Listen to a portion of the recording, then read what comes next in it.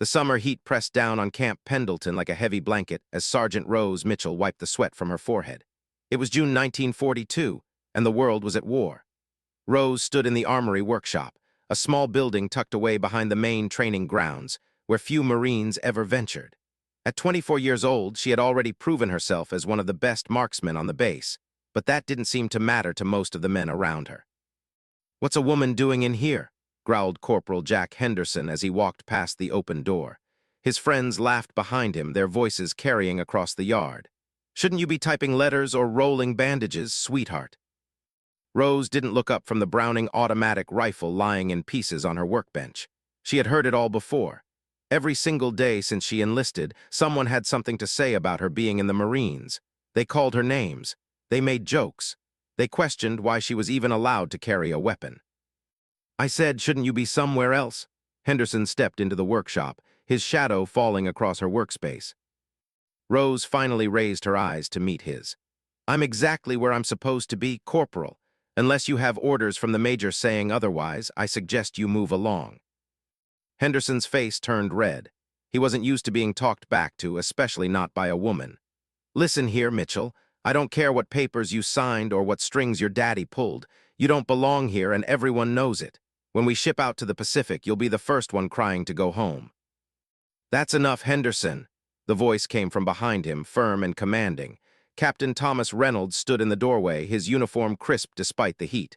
"Don't you have drills to run?" Henderson straightened up quickly. "Yes, sir. Just heading there now, sir." He shot one more dark look at Rose before marching out. Captain Reynolds walked over to Rose's workbench, his eyes scanning the disassembled weapon. "Don't let him get to you, Mitchell. Henderson's scared. They all are. We're shipping out in 3 weeks." "I know, sir," Rose replied quietly, "and I'll be ready." The captain picked up one of the weapon parts, examining it carefully. "What are you working on here? This doesn't look like standard maintenance." Rose hesitated. She had been working on something for weeks now, ever since she heard the reports coming back from Guadalcanal. American forces were being overrun by Japanese soldiers who used human wave tactics, charging in massive groups that overwhelmed defensive positions. The standard Browning automatic rifle, while powerful, had limitations. It could fire 20 rounds before needing a magazine change, and in those precious seconds of reloading, enemies could close the distance. "It's a modification, sir," Rose finally said. "I've been studying the after-action reports. Our boys are facing banzai charges, sometimes 50 or 60 enemy soldiers at once. The problem isn't firepower, it's sustained firepower." Captain Reynolds set the part down and crossed his arms. "Go on." Rose stood up, her green eyes bright with intensity. "The bar is a great weapon, but changing magazines takes time.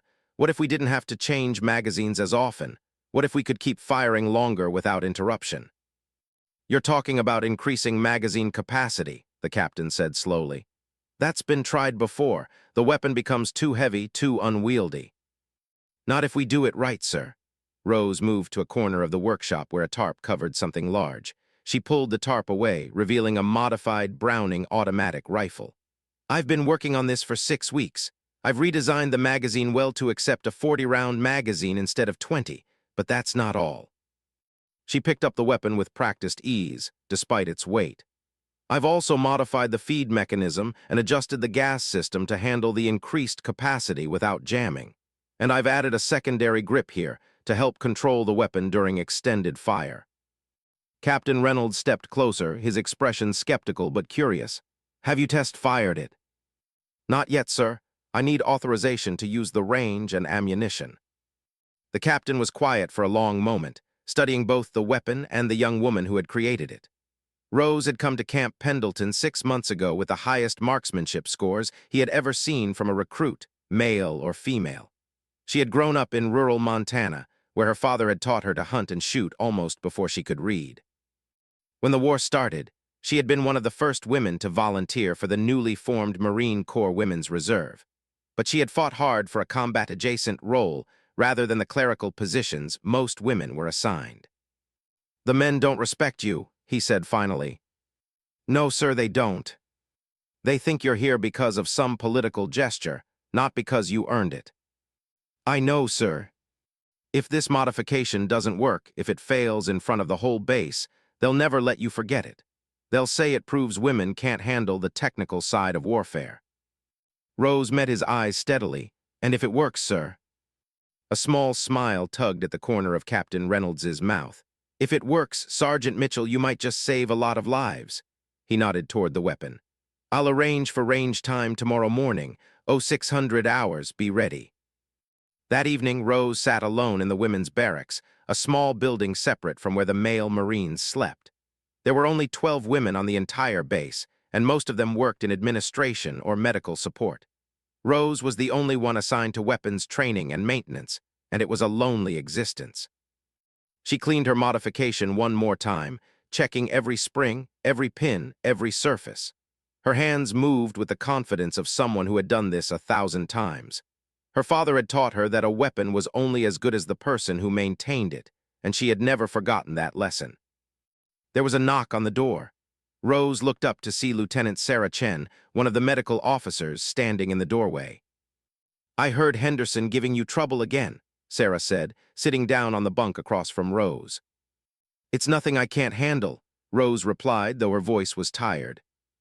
You shouldn't have to handle it at all, Sarah shook her head. I joined up thinking things would be different here, that we'd be proving ourselves, but every day it's the same thing. The men act like we're intruders in their world. Rose set down the cleaning cloth and looked at her friend. Tomorrow morning, I'm testing a weapon modification I've been working on. If it works the way I think it will, it could change the way our troops fight in the Pacific. Sarah's eyes widened. Rose, that's incredible, but what if something goes wrong? Then I'll be the laughingstock of Camp Pendleton, and every man here will have more ammunition to use against women in the service. Rose picked up the modified rifle and held it carefully. But I have to try, Sarah. I have to prove that we belong here, that we can contribute in meaningful ways. You don't have anything to prove, Sarah said gently. Maybe not to you or to me, Rose answered. But to them, to all those men who think we're just taking up space, I have everything to prove. That night, Rose barely slept. She lay in her bunk, staring at the ceiling, thinking about the test ahead. She thought about her father back in Montana, who had been so proud when she enlisted. She thought about all the young men shipping out to fight in jungles and on beaches thousands of miles away.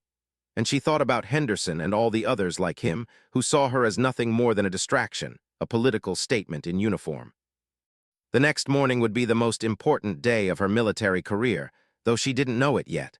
What she had created in that small workshop would soon become one of the most talked-about weapons modifications of the war. But first, she had to prove it worked. As the first light of dawn crept through the barracks window, Rose got up and put on her uniform. Her hands were steady as she buttoned her jacket and laced her boots. She picked up the modified bar and felt its weight, its balance. It was perfect. She walked out into the cool morning air, heading toward the firing range. She had no idea that by the end of the day, everything would change. The firing range sat on the eastern edge of Camp Pendleton, a long stretch of cleared land with target berms at various distances. When Rose arrived at 0600 hours, she was surprised to find that word had spread.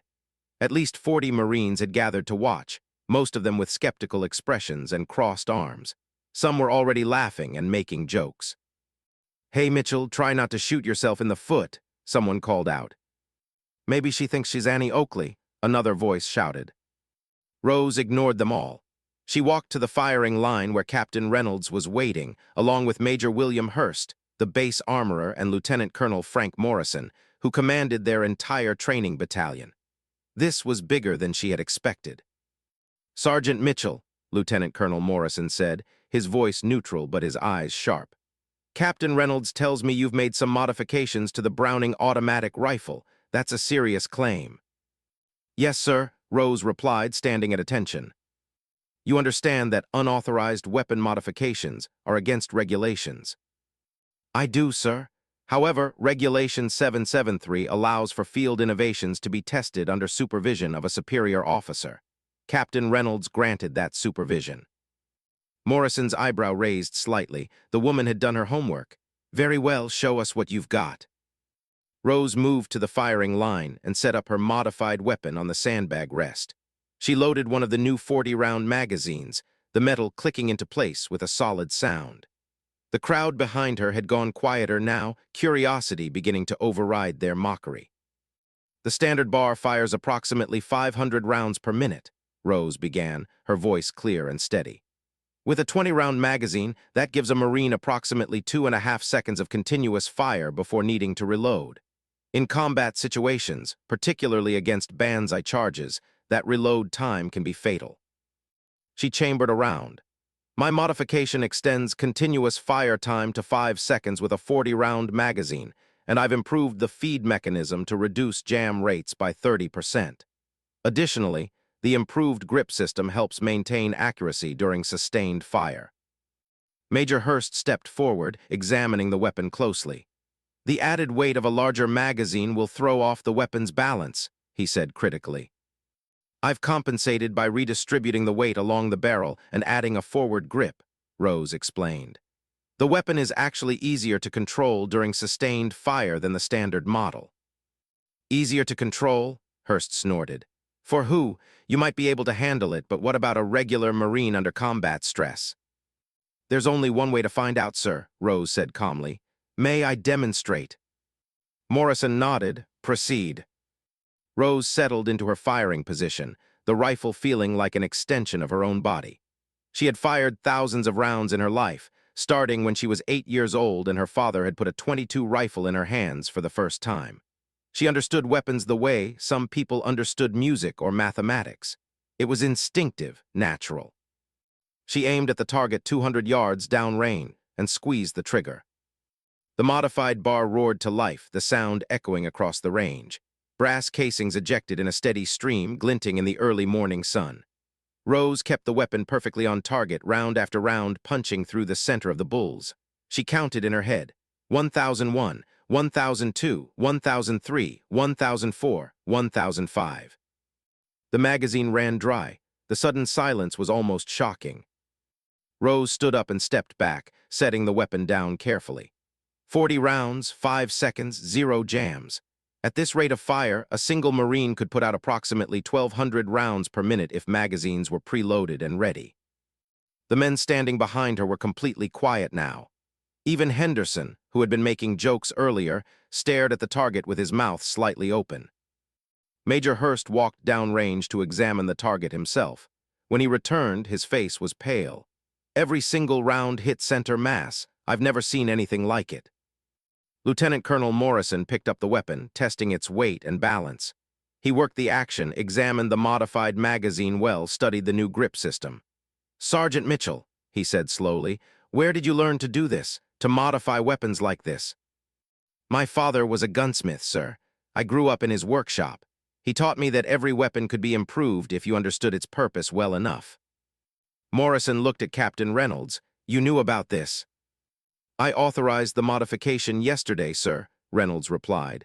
I believed it had merit. Merit? Morrison hefted the weapon again. Captain, this could change everything about how we fight in the Pacific. He turned to Rose. Sergeant, I want you to modify 10 more bars exactly like this one.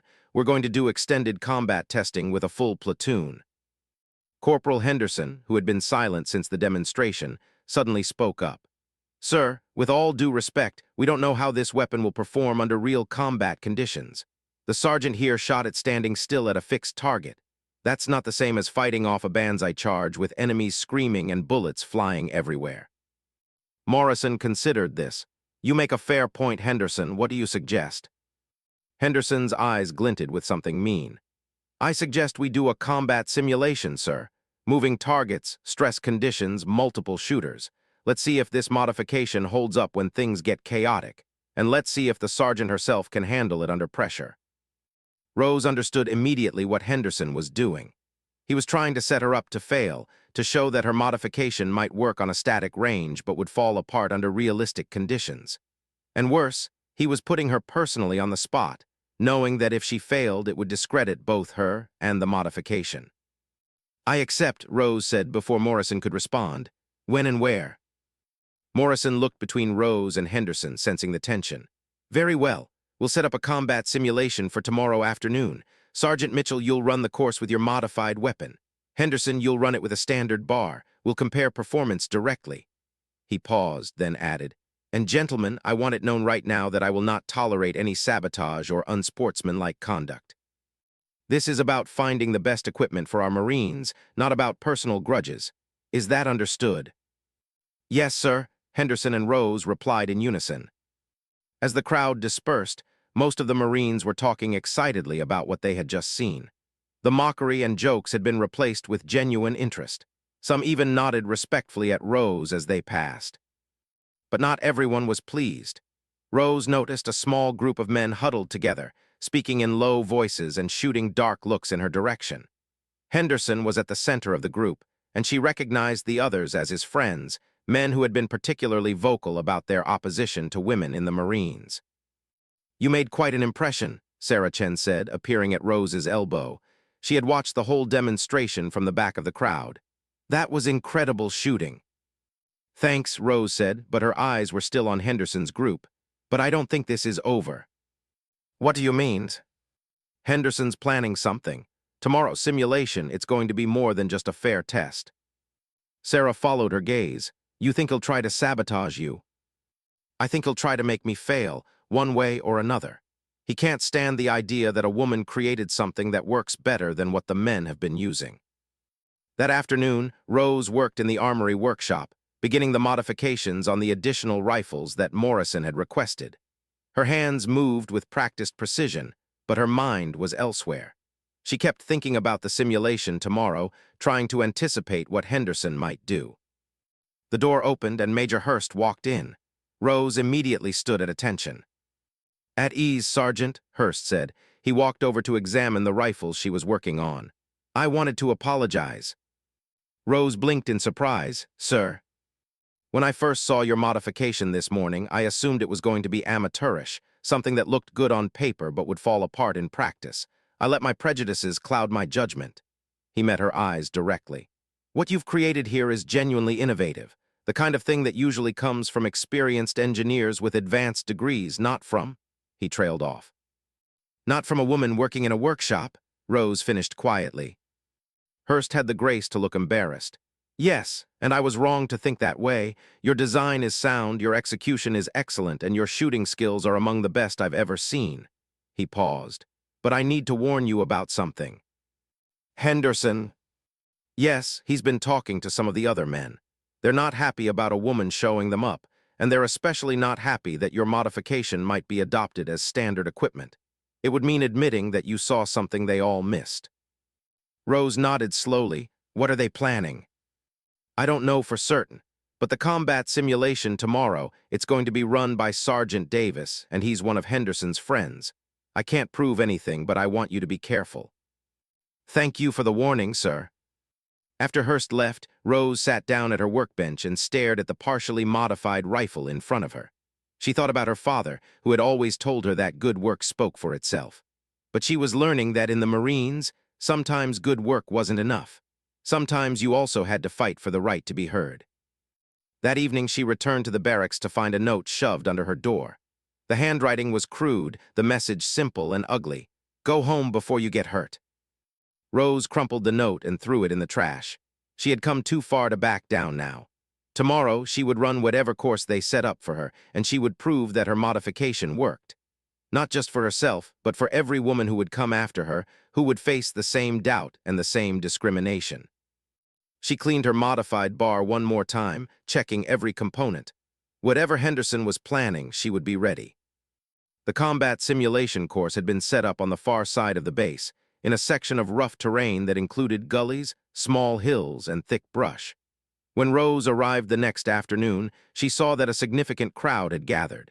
It seemed like half the base had come to watch. The course itself was intimidating. Sergeant Davis, a thick-necked man with small, mean eyes, explained the rules. You'll move through 5 stations, he said, pointing to markers spread across the terrain. At each station, pop-up targets will appear at random intervals and random distances. Some will be enemy targets, some will be civilian targets. You shoot the enemies, you avoid the civilians. Simple enough even for you, Mitchell. Rose ignored the jab. What's the time limit? No time limit. You're done when you complete all 5 stations or when you run out of ammunition. You'll carry 3 magazines for your weapon, standard combat load. Davis smiled unpleasantly. Oh, and one more thing. We're adding stress factors to simulate combat conditions. Smoke, noise, obstacles. You know, the things that happen in real war. Henderson stood nearby, holding a standard bar.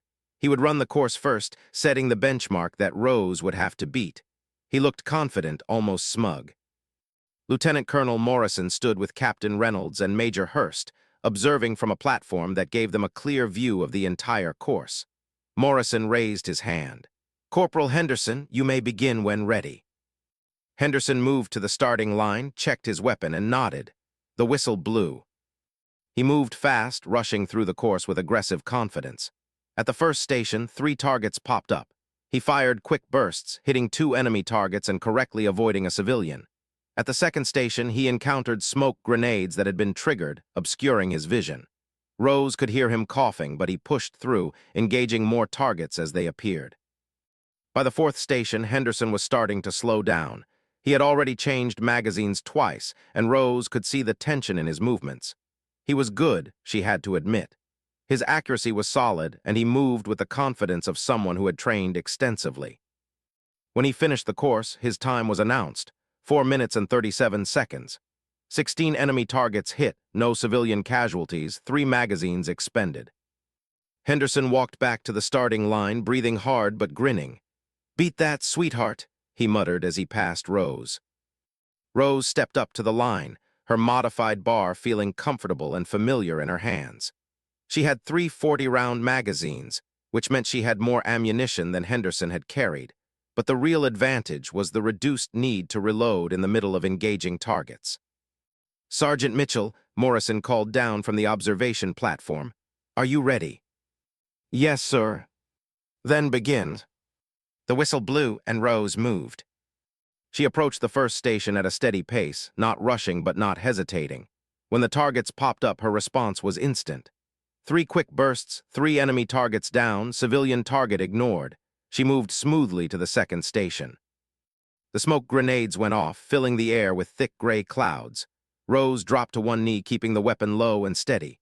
She had learned to shoot in Montana winters where snow and fog often obscured her vision. She waited, patient, listening for the mechanical sound of targets deploying. There. She fired through the smoke, trusting her instincts and her training. 3 more targets down. At the 3rd station, she encountered the first surprise. The targets appeared much faster than they had during Henderson's run, popping up and dropping back down in rapid succession. Rose's jaw tightened. This was the sabotage she had expected. Davis was running the course faster for her, trying to overwhelm her.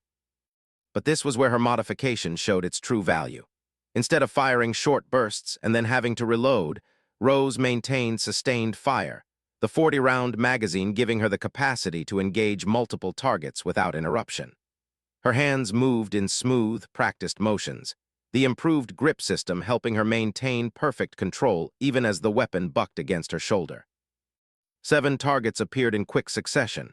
Rose engaged them all, her modified bar spitting brass casings in a steady stream. 7 hits, 0 misses. She moved to the 4th station, and that's when things got serious. The targets here were set at varying distances, from 50 yards to 300 yards. Some appeared behind partial cover, and they were cycling through even faster than before. Rose dropped to a prone position, using a small rise in the ground for support. She controlled her breathing, let her body relax, and trusted her weapon. The modified bar performed flawlessly, the improved feed mechanism preventing any jams despite the sustained rate of fire. She heard murmuring from the watching crowd. Someone said, "She still hasn't reloaded." It was true. Rose was nearly 40 seconds into the course, engaging targets continuously, and she was still on her first magazine. Henderson had already changed magazines twice at this point. The 5th and final station was the hardest. The targets appeared in complex patterns, mixing enemies and civilians in ways designed to create confusion. Rose took an extra second to assess, then engaged with careful precision. Enemy, enemy, civilian, skip, enemy, enemy, civilian, skip, enemy. Her magazine finally ran dry. She smoothly ejected it, loaded her second magazine, and continued. The entire reload took less than 3 seconds, and she didn't miss a single target while transitioning.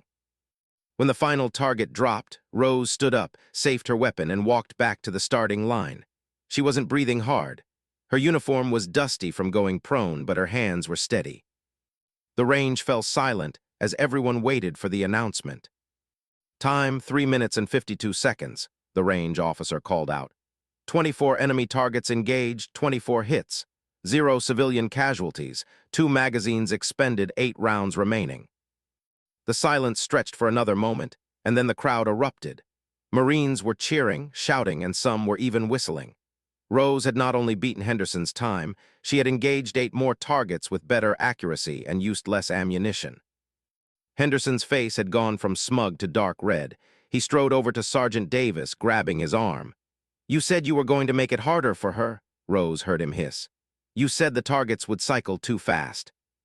"They did cycle faster," Davis replied defensively. "She was just better." Morrison, Reynolds, and Hurst walked down from the observation platform. The lieutenant colonel was shaking his head in amazement.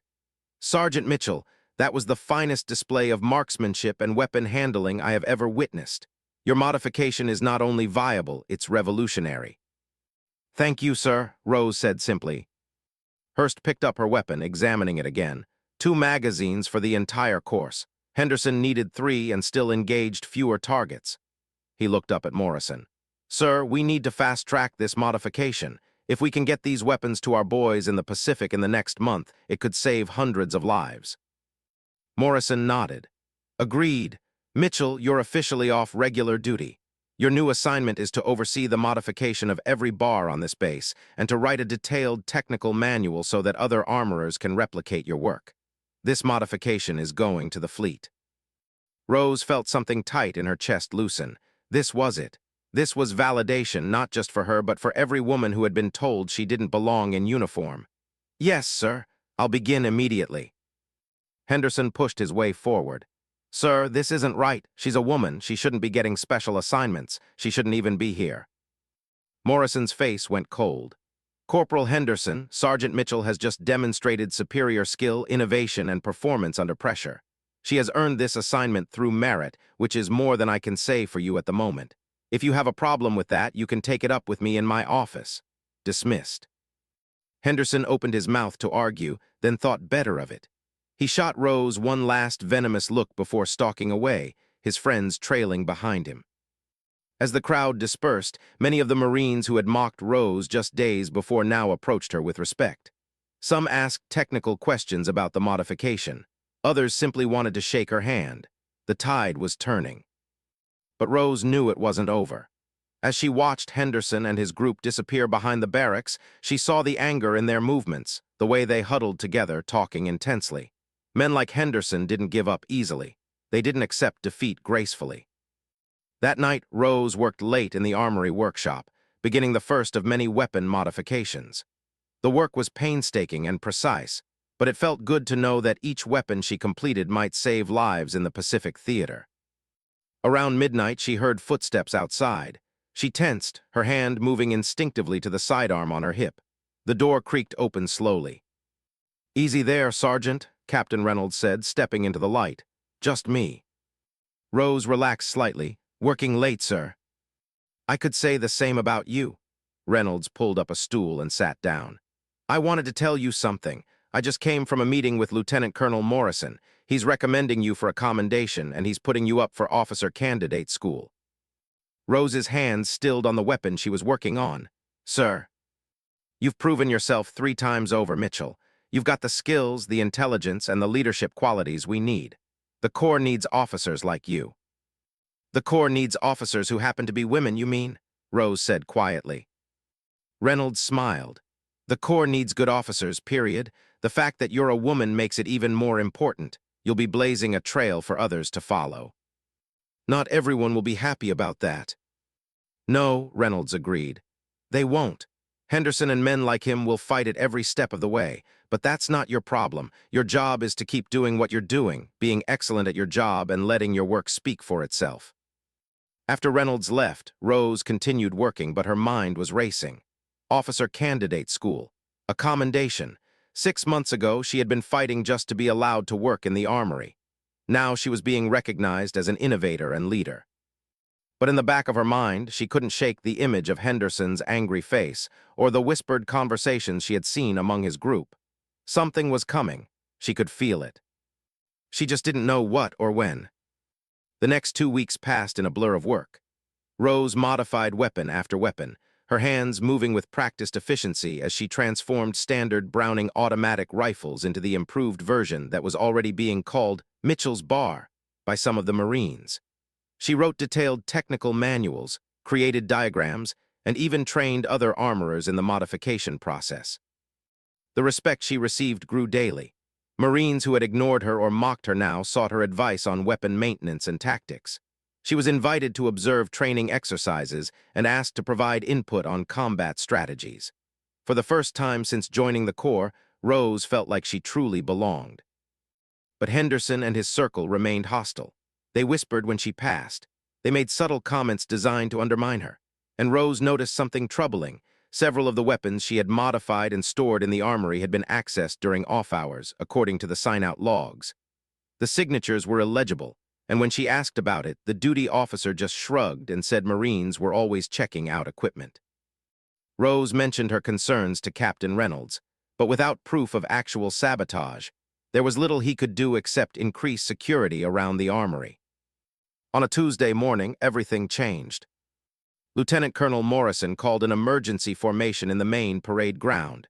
Every Marine on the base assembled, standing in neat ranks under the hot California sun. Morrison stood on a raised platform, his face grave. "I have important news," he announced. "The 1st Marine Division is shipping out to the Pacific Theater in 10 days.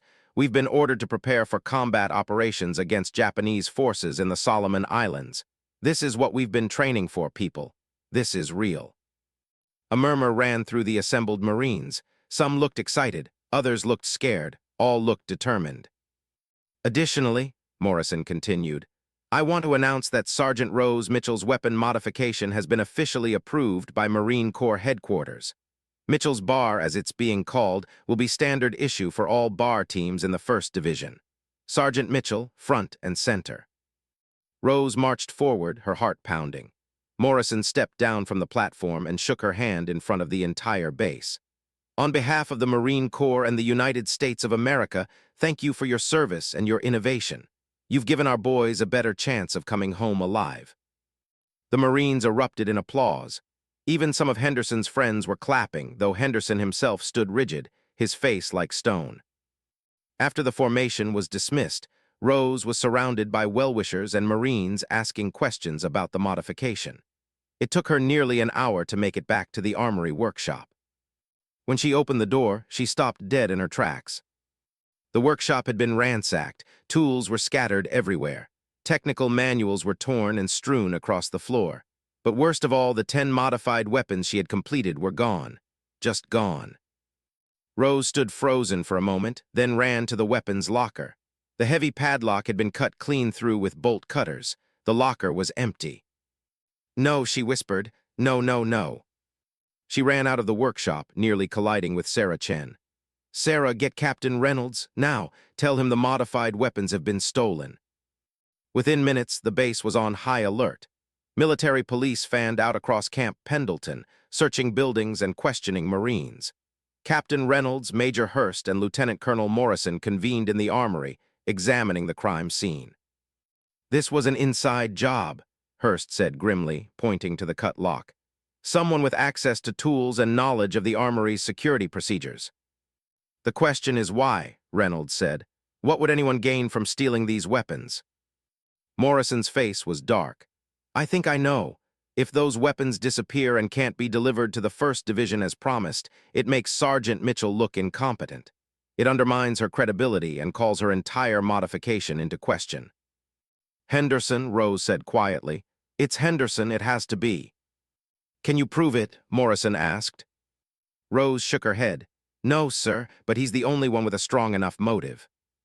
Military police brought Henderson in for questioning within the hour.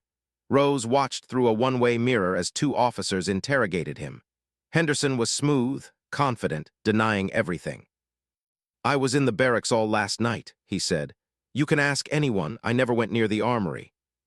"Do you know anything about the missing weapons?" the interrogator pressed. "No, but maybe Mitchell just misplaced them. Or maybe she never actually finished the modifications and is trying to cover her tracks."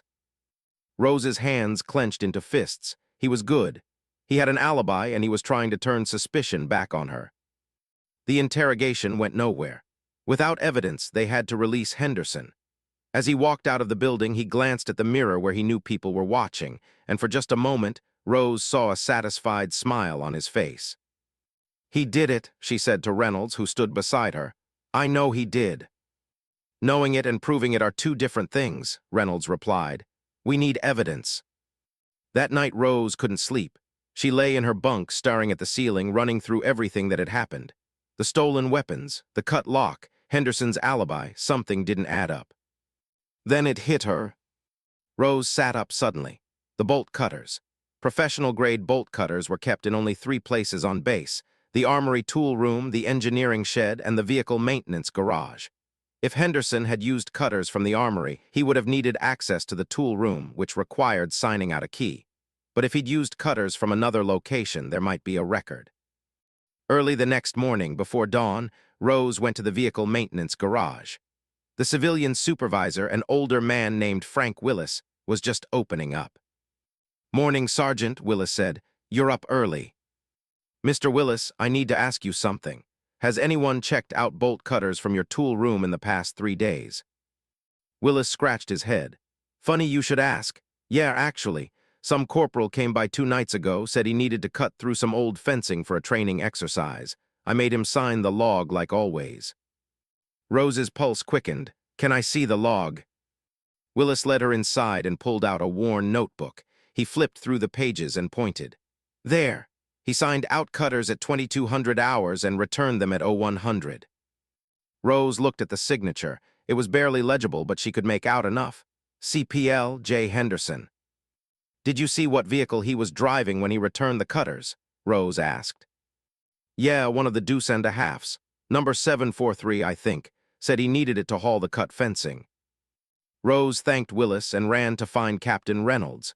She found him at breakfast and quickly explained what she had discovered. "It's circumstantial," Reynolds said, "but it's a start. If Henderson checked out a truck and bolt cutters, where did he go with them?" "Maybe he didn't go anywhere," Rose said slowly. "Maybe he hid the weapons right here on base, somewhere he could get to them later." "That's a big base to search, Sergeant." "Not if we narrow it down. He'd need somewhere secure, somewhere that isn't regularly patrolled, but somewhere close enough to the armory that he could transport 10 heavy weapons without being seen." They spent the morning searching, checking old storage buildings and abandoned structures.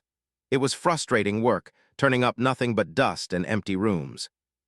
Then Rose remembered something. During her first week on base, she had gotten lost trying to find the mess hall. She had wandered into an old section of Camp Pendleton that dated back to World War I. Most of those buildings were unused now, scheduled for demolition but not yet torn down.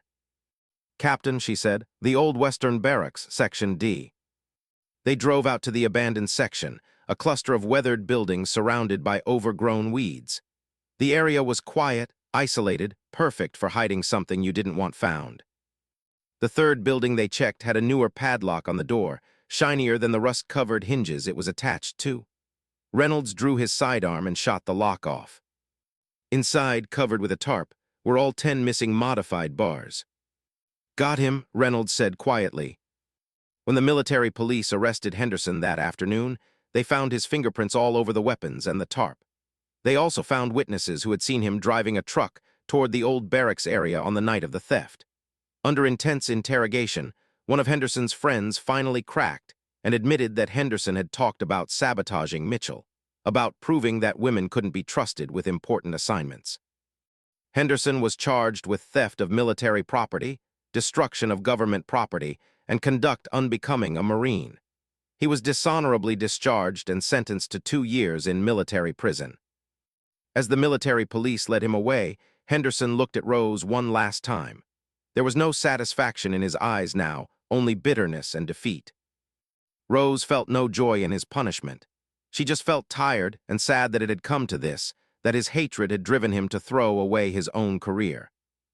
The morning the 1st Marine Division shipped out, Rose stood on the dock at San Diego Harbor, watching as thousands of Marines boarded transport ships that would carry them across the Pacific.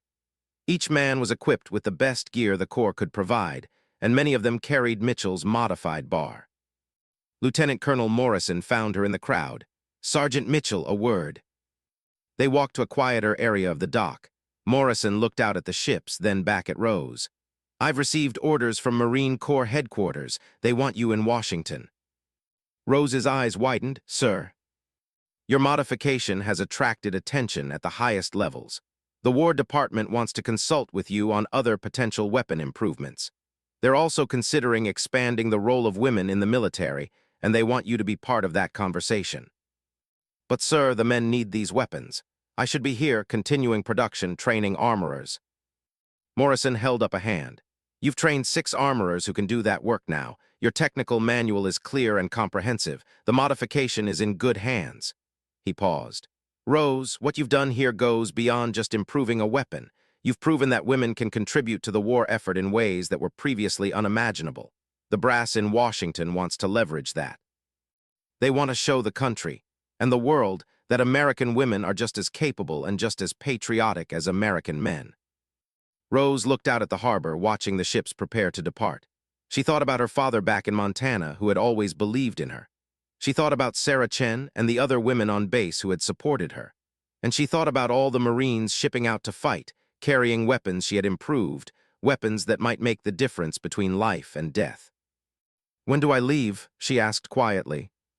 "Tomorrow morning, but there's something else." Morrison pulled an envelope from his jacket. "This came through yesterday. It's your acceptance to officer candidate school and a promotion to staff sergeant effective immediately." Rose took the envelope with shaking hands. "Sir, I don't know what to say." "Say you'll keep making us proud, Staff Sergeant Mitchell." That evening there was a small gathering in the mess hall. The remaining Marines on base, along with all the women in the Corps contingent, came together to celebrate Rose's promotion and wish her well. Even Major Hurst, who had initially doubted her, stood and offered a toast. "To Staff Sergeant Mitchell," he said, raising his glass, "who taught this old Marine that innovation can come from anywhere and that character and skill matter more than gender. May she continue to serve with the same excellence she's shown here." The crowd cheered and drank.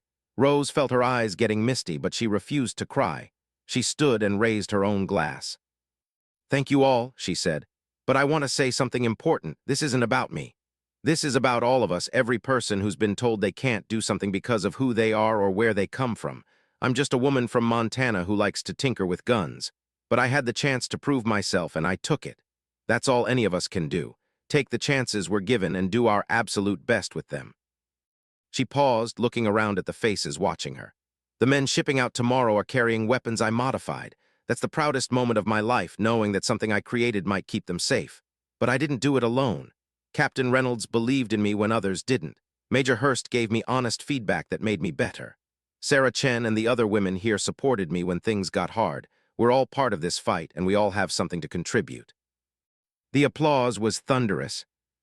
Later that night, Rose packed her belongings, preparing for the journey to Washington. Sarah sat on the bunk beside her, watching quietly. "You're going to do great things," Sarah said. "Bigger things than any of us can imagine right now." "I'm just going to meetings and consultations," Rose replied. "You make it sound like I'm going to win the war single-handedly." "Maybe not single-handedly, but you'll make a difference. You already have." Rose folded her last uniform and placed it in her duffel. "Do you think Henderson was right about one thing? That the only reason I got opportunities was because I'm a woman, because the Corps wanted to make a political statement." Sarah was quiet for a moment. "Does it matter?" "What do you mean?" "I mean, maybe you did get opportunities partly because the Corps is trying to prove that women can serve. But Rose, you didn't just get opportunities. You earned them. You took chances you were given and you exceeded every expectation. Henderson got the same opportunities you did, maybe more, and look what he did with them. He let his bitterness and prejudice destroy his career. You let your skills and determination build yours. That's the difference." Rose smiled. "When did you get so wise?" "I've always been wise. You're just now noticing." They laughed together, and for a moment everything felt simple and clear. The next morning, Rose said her goodbyes and boarded a military transport that would take her across the country to Washington, D.C., as the plane lifted off. She looked down at Camp Pendleton growing smaller below her, and beyond it, the Pacific Ocean where American forces were fighting and dying. She touched the stripes on her sleeve, feeling the weight of her new rank. Staff Sergeant Mitchell. It had a nice ring to it. The war in the Pacific would rage for 3 more years. Mitchell's modified bar would be used in every major Marine Corps operation, from Guadalcanal to Tarawa to Iwo Jima. Marines using her modification reported significantly better performance in defending against banzai charges, and the extended magazine capacity saved countless lives by allowing sustained suppressive fire when it was needed most. In Washington, Rose became a consultant to the War Department, contributing to multiple weapon improvement programs. She also became an advocate for expanding women's roles in the military, testifying before Congress and speaking at war bond rallies across the country.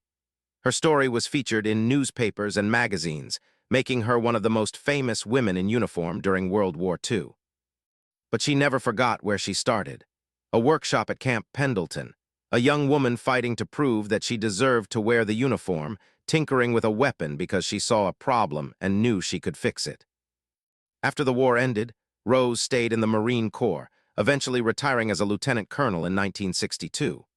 She returned to Montana, where she opened a gunsmith shop and taught weapons design at the local community college. She never married, dedicating her life instead to her work and to mentoring young women who wanted to pursue careers in engineering and the military.